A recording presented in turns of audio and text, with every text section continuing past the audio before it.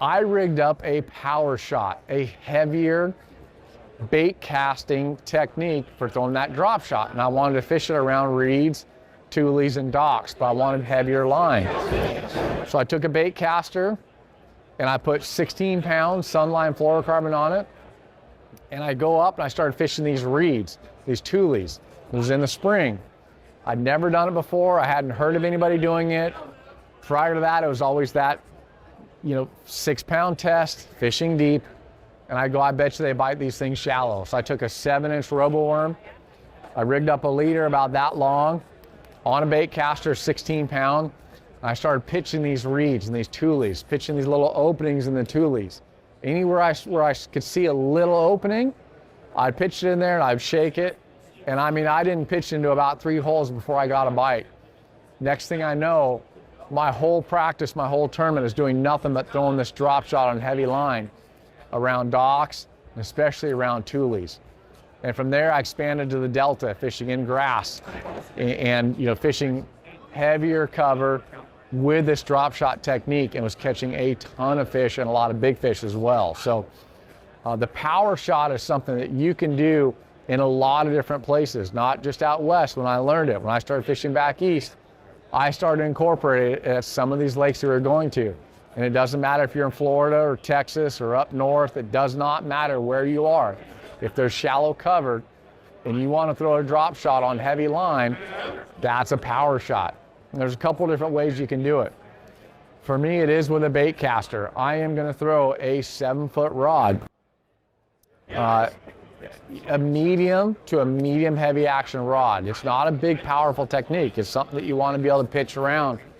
But the best thing is you want to fish it on a lighter rod that's easier to move. So, for instance, with me, I'm going to break down my whole setup on what I use technique-wise and equipment-wise before I get to the technique stuff. Let's talk the basics about our equipment. So for me, there's 2 rods I use. I use a Tattoo Elite made by Daiwa. It's a 7.3 multi-purpose rod. It's a medium heavy action rod. Now it's a 7.3 rod, so it has a little bit more length on it. It's going to be a little bit heavier working-wise, not action-wise, working-wise than the other rod I use, which is a 7-foot Tattoo Elite, and it's my Finesse rod. And a Finesse rod, don't think it's actually a serious Finesse rod. It is a little bit heavier rod, but the unique thing about that one is it's a 7-footer, so it's a little bit shorter than the 7.3, but the other thing is that I have the AGS guides. AGS stands for Air Guide System on that rod. So the Air Guide System, it's a carbon fiber guide that's on that rod. That rod is so lightweight in hand that when you fish a drop shot, you don't get sore. You don't have forearm fatigue. The reason why, we'll get to it later about how to fish it, is it's easier to fish that lighter weight rod. So 7.3 Tattoo Elite made by Daiwa, multi-purpose rod, or the 7-foot, and it's a medium heavy rod, but it has those AGS guides. So that 7-foot rod is really good for working the bait.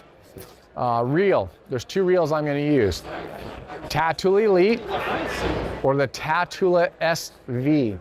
The reason I would go with the SV reel is that it's going to be the same thing, a little bit lighter. If I'm using that 7-foot medium heavy Finesse rod with the SV reel, it's so light in hand where if you're fishing that drop shot all day long, you're not going to get that forearm fatigue that you will if you're going to go with a Tattoo Elite reel with a 7.3 medium heavy.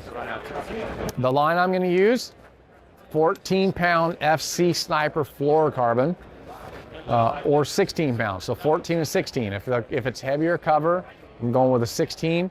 If it's a little bit lighter, not as thick of cover, I'm going to go with a 14. But honestly, day in and day out, I just stick with a 16-pound because I feel like that's the one that I'm going to be able to pull the fish out of cover.